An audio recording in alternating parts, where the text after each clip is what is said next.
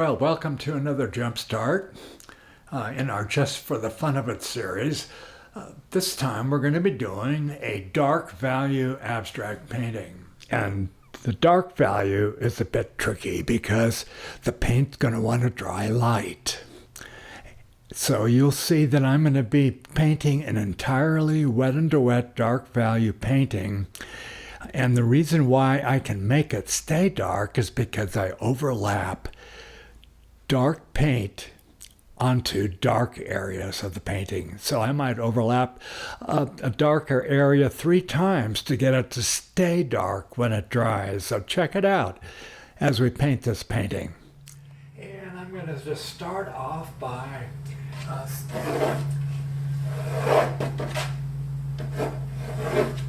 drawing some lines that might help me later on. Normally I just sort of ignore them, but sometimes I don't. My dark brush. If you look at my palette, you'll see that I have plenty of paint in the blue range and the red range and brown range. Those are the areas that I need lots of paint. And I'm going to start off with let's start off with a crimson. Actually, I'm going to pre-wet the paper. I lied.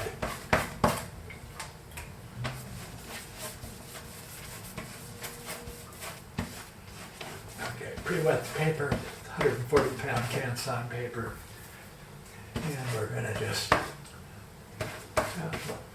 look at my lines a bit. Now, a dark painting may have some lights in it, but not much. But it does still need some light areas.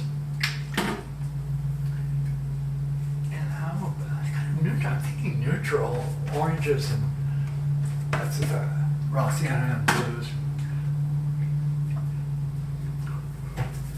Painting very directly. I'm not mixing these colors on the palette at all.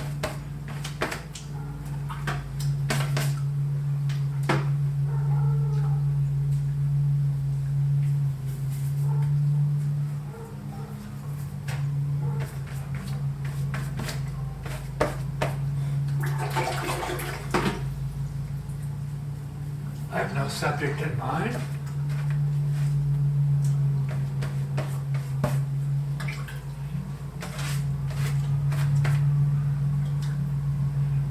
Do I have a place for some whites? So, yeah, maybe in this area and that area might be fun to have some lighter areas. Definitely not the corners. Pretty warm. I'm going to cool it off now with the blues. And the blues are dark. That's where your dark range.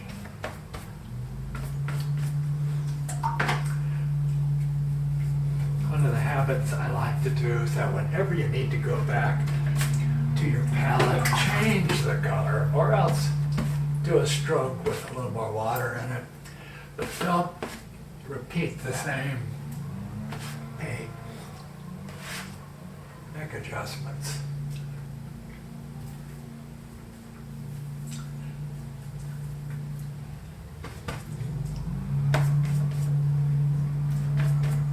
All soft shapes. The paper's very wet still.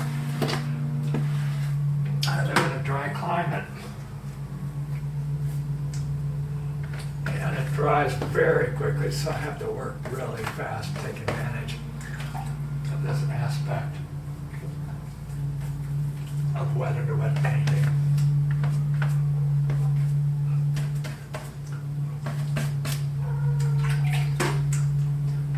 Okay, went back to the palette.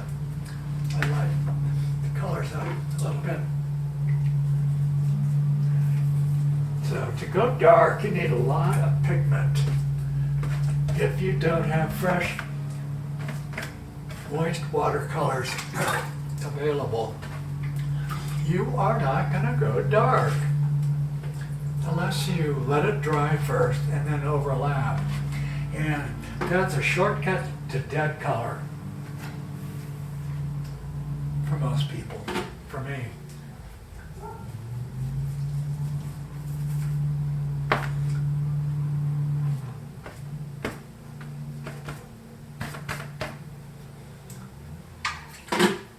this looks pretty dark so far. But I know, and you will know if you try to work in this value range, that those colors are going to dry much lighter, especially when you're working wet into wet. Okay, now, some of these areas would be nice to darken up. They already have a lot of pigment on them, but not as much as you think. So now I'm going to start piling the pigment on to make sure they stay as dark as they look now. So this is ultramarine blue. It's a very gluey mixture. It's well mixed into my brush.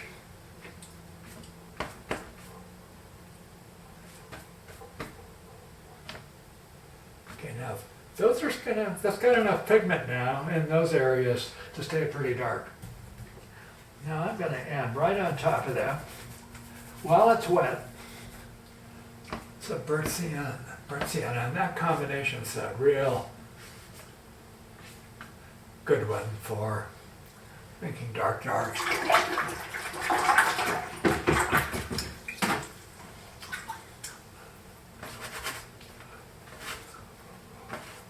Time to recover some light.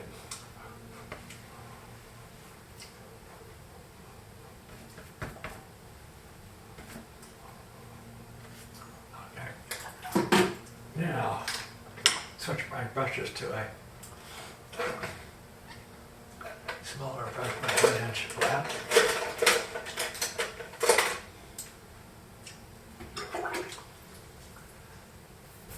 And now I'm going to use almost pure cobalt blue, great color. Go over it right again. Maybe ferret out some of the positive shapes that are possible in here. And the positive light shapes.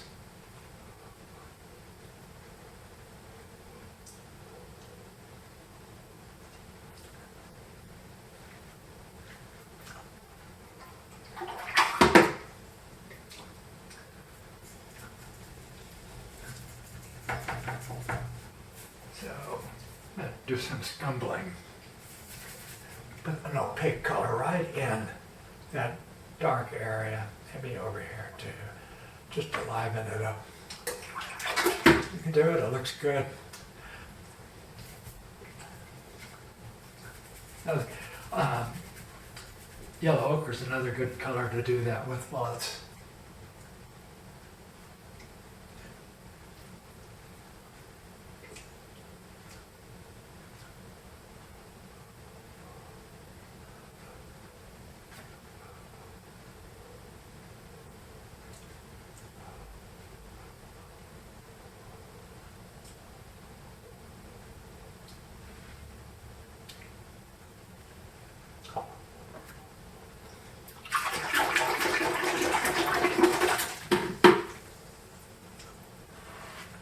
Are we having fun? Fun check. Actually, I am.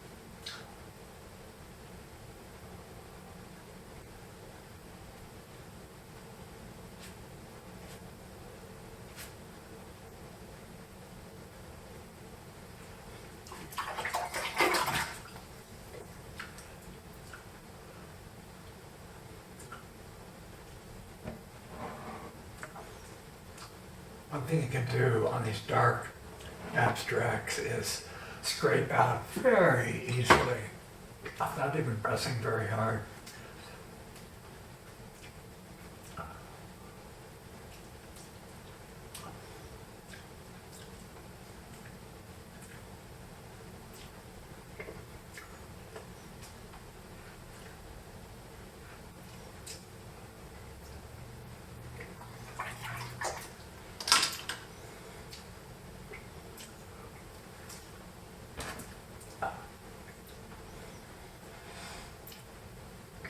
Let's blow dry it. See what we have here.